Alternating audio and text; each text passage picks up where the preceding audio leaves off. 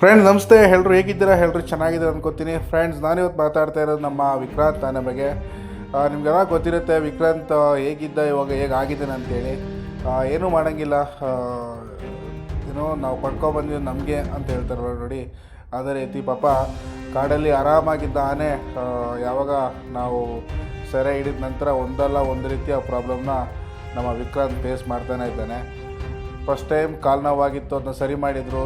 ಸ್ವಲ್ಪ ಚೇತರಿಸ್ಕೊಂಡು ಸ್ವಲ್ಪ ಮಾತಿಗೆಲ್ಲ ರೆಸ್ಪಾಂಡ್ ಮಾಡಿಕೊಂಡು ಚೆನ್ನಾಗಿದ್ದ ಅನ್ನೋ ಮೂಮೆಂಟಲ್ಲಿ ತಿರ್ಗಾ ಬಂದು ನೋಡಿ 1 ತಿಂಗಳ ಹಿಂದ್ಗಡೆ ಮತ್ತೆ ಅವನಿಗೆ ಕಾಲಿಗೆ ಮತ್ತೆ ಫ್ರ್ಯಾಕ್ಚರ್ ಆಗುತ್ತೆ. ಹಳೆ ಗಾಯಗಳು ಮತ್ತೆ ರೀಓಪನ್ ಆಗಿ ತಿರ್ಗಾ ನಮ್ಮ ಡಾಕ್ಟರ್ಸ್ ಆಗಿರ್ಬೋದು ಅಥವಾ ನಮ್ಮ ವೆಟರ್ನರೀಸ್ ಎಕ್ಸ್ಪರ್ಟ್ಸ್ಗಳಾಗಿರ್ಬೋದು, ಇವರೆಲ್ಲ ಚಿಕಿತ್ಸೆ ಮಾಡಿದ್ದು ನಿಮಗೆಲ್ಲ ಗೊತ್ತಿರುತ್ತಲ್ವ. ಸದ್ಯಕ್ಕೆ ನಾನು ಈ ವಿಡಿಯೋಗಳು ಹಾಕಿದ್ದು ನೋಡಿ, ನಮ್ಮ ವಿಕ್ರಾಂತ್ ಕ್ಯಾಪ್ಚರ್ ಮಾಡಬೇಕಾದ್ರೆ ಎಷ್ಟು ಚೆನ್ನಾಗಿದ್ದ ಆನೆ ಅಂತೇಳಿ ಅಲ್ವಾ. 2025 ಮಾರ್ಚ್ 20ರಲ್ಲಿ ಇವನ್ನ ಕ್ಯಾಪ್ಚರ್ ಮಾಡ್ತಾರೆ. ಕ್ಯಾಪ್ಚರ್ ಮಾಡಿದೇ ದೊಡ್ಡ ವಿಷಯ. ಅದು 2 ಡೇಸ್ ತಗೋತಾರೆ ಅದನ್ನ ಕ್ಯಾಪ್ಚರ್ ಮಾಡಬೇಕಂತಂದರೆ. ತುಂಬ ಹವಾ ಇಟ್ಟಿದಂಥ ಆನೆ. ಬಟ್ ಟು ಬಿ ಫ್ರ್ಯಾಂಕ್ ಹೇಳ್ತೀನಿ, ಇವನು ಯಾವುದೇ ಜನರ ಮೇಲೆ ದಾಳಿ ಮಾಡಿಲ್ಲ. ನಾನು ಯಾವುದೇ ಒಂದು ವಿಡಿಯೋ ಪೋಸ್ಟ್ ಮಾಡಬೇಕಾದ್ರೆ ಮಾಹಿತಿನ ತಿಳ್ಕೊಂಡು ನಾನು ನಿಮ್ಗೆ ಅಪ್ಡೇಟ್ ಮಾಡ್ತೀನಿ. ಜನಗಳ ಮೇಲೆ ದಾಳಿ ಮಾಡಿಲ್ಲ. ಬಟ್ ಆದರೆ ಲಾಸ್ಟ್ ಮೂಮೆಂಟ್ಲಿ ಹಿಡಿಬೇಕನ್ನೋ ಮೂಮೆಂಟಲ್ಲಿ ಮಾತ್ರ ಅವನು ದಾಳಿ ಮಾಡಿರುವಂಥದ್ದು. ಅಂದರೆ ಒಂದೂವರೆ 2 ತಿಂಗಳಲ್ಲಿ ಮಾತ್ರ ದಾಳಿ ಮಾಡಿರುವಂಥದ್ದು. ಅದು ಏನಂತಂದರೆ, ನಮ್ಮ ಒಂದು ಸಲ ಈ ಆನೆ ತೊಂದರೆ ಕೊಡ್ತಾ ಇದೆ ಅಥವಾ ಊರಿಗೆ ಬರ್ತಾ ಇದೆ ಅಂತಂದರೆ, ನಮ್ಮ ಅರಣ್ಯ ಸಿಬ್ಬಂದಿ ಇರ್ತಾರೆ ನೋಡಿ, ಅವರು ಟ್ರ್ಯಾಕ್ ಮಾಡ್ತಾ ಇರ್ತಾರೆ ಆನೆಗಳು. ಅವಾಗೇನಾಗುತ್ತೆ, ಯಾರೋ ಒಬ್ಬರು ಚೇಸ್ ಮಾಡ್ತಾ ಇದ್ದಾರೆ, ಯಾರೋ ಒಬ್ಬರನ್ನ ಹಿಂದೆ ಬರ್ತಾರೆ ಅಂದಾಗ ಪ್ರಾಣಿಗಳು ಅವು ಕೂಡ ಅವು ಕೂಡ ಹೆಂಗೆ ಹೇಳೋಣ, ಒಂಥರ ಭಯ ಆಗಿರುತ್ತಲ್ವ ಅವು ಕೂಡ. ಹಾಗಾಗಿ ಏನು ಮಾಡ್ತವೆ, ಅವು ಕೂಡ ಒಂದು ಕಣ್ಣಿಟ್ಟಿರ್ತವೆ. ಈ ಮನುಷ್ಯರು ಬರ್ತಾ ಇದ್ದಾರೆ, ಏನು ಮಾಡ್ತಾರೆ, ಏನು ಎತ್ತ ಅಂತೇಳಿ. ಹಾಗಾಗಿ ಅದರಿಂದ ಅಷ್ಟೇ ಒಂದು ತಿರುಗಿ ಬೀಳ್ತಾನೆ. ಇವಾಗೆಲ್ಲ ವೀಡಿಯೋಲ್ಲಿ ಹಾಕಿದ್ದೀನಿ ನೋಡಿ, ಇದೆಲ್ಲ ಅವನ್ನ ಕ್ಯಾಪ್ಚರ್ ಮಾಡಿರುವಂಥದ್ದು.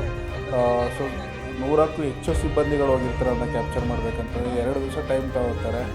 ಹಾಗೆ ತುಂಬ ಫೈಟ್ಗಳಾಗುತ್ತೆ ಇವರೆಗೂ. ನಮ್ಮ ಮಹೇಂದ್ರ, ಭೀಮಾ, ಹಾಗೆ ಧನಂಜಯ, ಹರ್ಷ, ಏಕಲವ್ಯ, ಸುಗ್ರೀವ, ಇವೆಲ್ಲ ಸೇರಿಕೊಂಡು ಅನ್ನ ಕಟ್ಟಿ ಹೇಳ್ಕೊಬರೋ ತುಂಬ ಕಷ್ಟದ ಕ್ಯಾಪ್ಚರಿಂಗ್ ಅನ್ಬೋದಿದ್ದು.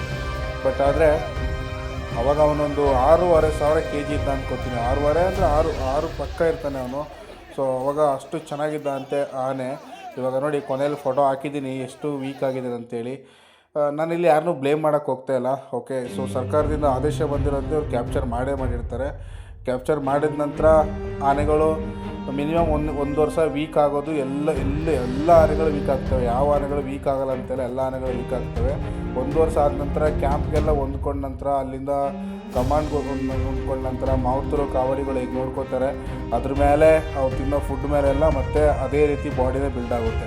ಇವಾಗ ನಮ್ಮ ಸಾಕಾನೆಗಳು ಏನೆಲ್ಲ ನೋಡ್ತಾ ಇದ್ದಾರೆ ಕ್ಯಾಂಪಲ್ಲಿ, ಎಲ್ಲ ಆನೆಗಳು ವೀಕಾಗಿ ನಂತರ ಬಾಡಿ ಡೆವಲಪ್ ಆಗಿರುವಂಥ ಆನೆಗಳು ನಮ್ಮದು.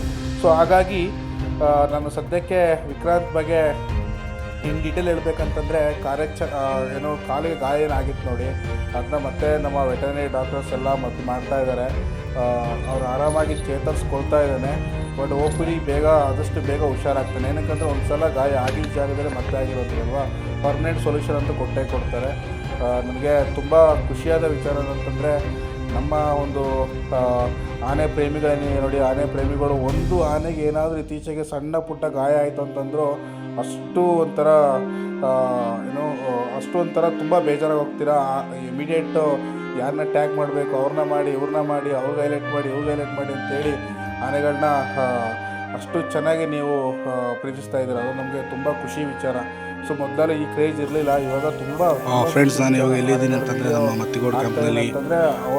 ಆಲ್ರೆಡಿ ಗೊತ್ತಾಗಿರುತ್ತೆ, ವ್ಯೂಸ್ ಎಲ್ಲ ನೋಡ್ತಾ ಇದ್ದೀರಲ್ವಾ. ಹಾಗಾಗಿ ನಮ್ಮ ಗಜೇಂದ್ರ ಫ್ಯಾನ್ಸ್ ಇವತ್ತು ಆಲ್ರೆಡಿ 3 ಡೇಸ್ ಜನ ಬರ್ತಾನೆ ಇದ್ದಾರೆ. ಇಲ್ಲಿ ಕೆಲವರು ವಿಚಾರಿಸೋ ಪ್ರಕಾರ ಗಜೇಂದ್ರ ನೋಡೋಕ್ಕಂತಾನೆ ತುಂಬ ಜನ ಬರ್ತಾ ಇದ್ದಾರೆ. ನೀವು ಕಾಣ್ತಾ ಇರ್ಬೋದು, ಆಚೆ ನಮ್ಮ ಗಜೇಂದ್ರ ಫುಲ್ ಜನ ಸೆಲ್ಫಿ ತಗೊಳ್ತಾ ಇದ್ದಾರೆ. ಹಾಗಾಗಿ ಈ ಕಾಲ ಈಚೆ ನಮ್ಮ ವರಲಕ್ಷ್ಮಿ, ಆದಷ್ಟು ಬೇಗ ಸ್ವಲ್ಪ ಎಕ್ಸ್ಪರ್ಟ್ ಸರಳ, ವರಲಕ್ಷ್ಮಿ, ಕ್ಯಾಂಪ್ಗೆ ಹೋಗಿ, ಇನ್ನು ಭೀಮಾ, ಹಾಗೆ ಶ್ರೀಕಂಠ, ನಾವು ಹಾಗೆ ಚೇತರಿಸ್ಕೊಂಡು ನೆಕ್ಸ್ಟ್ ನಮ್ಮ ತುಂಬ ಟ್ರೈನಿಂಗ್ ಎಲ್ಲ ಆಗೋಲ್ಲ ವೇಟ್ ಮಾಡ್ತಾ ಇವಾಗ. ಸದ್ಯಕ್ಕೆ ಅವ್ನು ಪಳಗಿ ಆಚೆ ಬಂದಿರೋದಷ್ಟೇ ಅಲ್ವಾ. ಇವಾಗ ತುಂಬ ಟ್ರೈನಿಂಗ್ ಆಗಬೇಕು, ತುಂಬ ಟ್ರೈನಿಂಗ್ ಆಗಿ ಅದರ ನಂತರ ದೇವೇಂದ್ರ ಬಂದು ಅವನು ಕೂಡ ಕೂಡ ಎಂಟ್ರಿ ಆಗಬೇಕು ಅಂದರೆ ಎಲ್ಲ ಚೆನ್ನಾಗಿರೋದು. ಸೊ ಹಾಗಾಗಿ ಇನ್ನು ಎಷ್ಟು ಗಂಟೆಗೆ ವಿಕ್ರಾಂತ್ನ ಆದಷ್ಟು ಚೇತರಿಸ್ಕೊಂಡು ಬೇಗ ಕಾರ್ಯಾಚರಣೆಗೆ ಯಾರೋ ಬರಲಿ.